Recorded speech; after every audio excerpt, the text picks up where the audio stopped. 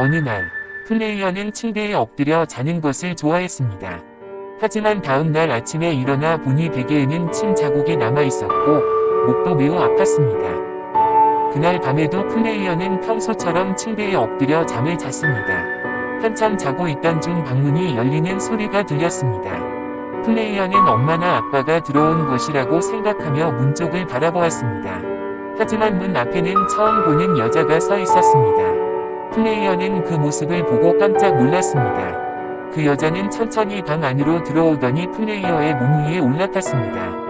그리고 마치 트램펄린 위에서 뛰는 것처럼 플레이어의 등 위에서 계속 점프했습니다. 플레이어는 온몸에 심한 통증을 느끼며 잠에서 깨어났습니다. 꿈에서 깨어난 뒤에도 등의 통증은 그대로 남아 있었습니다. 다음 날 아침, 플레이어는 엄마에게 밤에 있었던 일을 이야기했습니다. 하지만 엄마는 대수롭지 않게 생각하며 말했습니다. 네가 자면서 이리저리 굴러다니다가 침대에서 떨어진 것 아니야. 너는 원래 잠잘 때 많이 움직이잖아.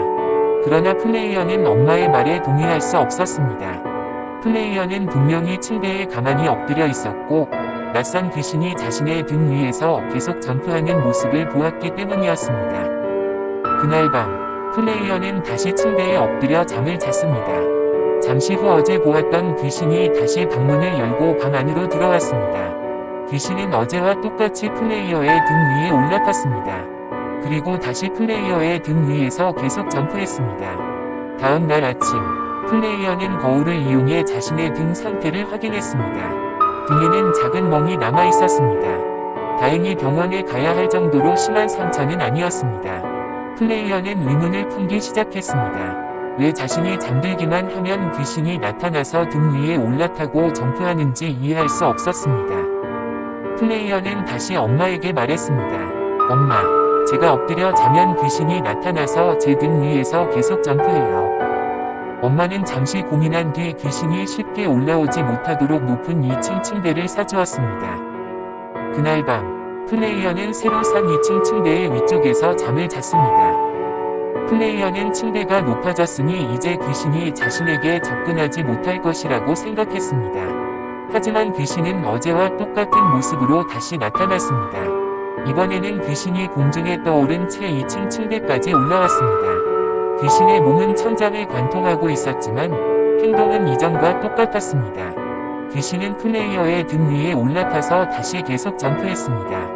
다음 날, 플레이어는 엄마에게 2층 침대에서도 귀신이 자신을 괴롭혔다고 말했습니다. 그러자 엄마가 말했습니다. 그렇다면 캡슐호텔에서 자면 괜찮을 것 같다.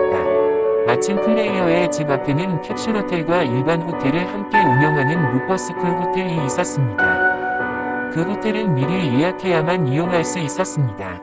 엄마는 숙박 예약 앱을 이용해 그날 밤 루퍼스쿨 호텔의 캡슐 객실을 예약했습니다. 그날 저녁, 플레이어와 엄마는 루퍼스쿨 호텔을 찾아갔습니다.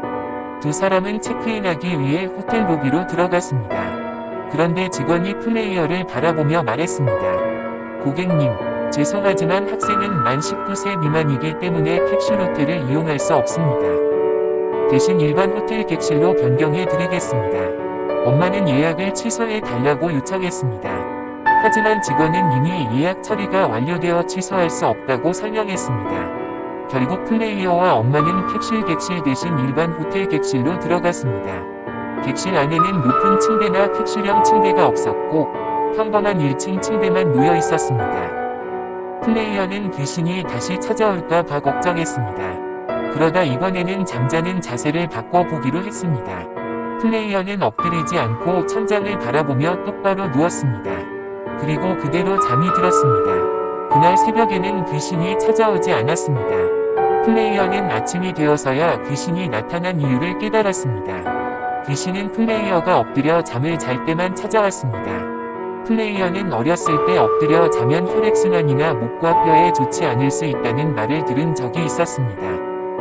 그래서 플레이어는 귀신이 자신의 잘못된 잠버릇을 고치도록 경고해 준 것이라고 생각했습니다. 하지만 다른 사람들이 편안하게 엎드려 자는 모습을 보면 부러운 마음과 질투가 생기기도 했습니다.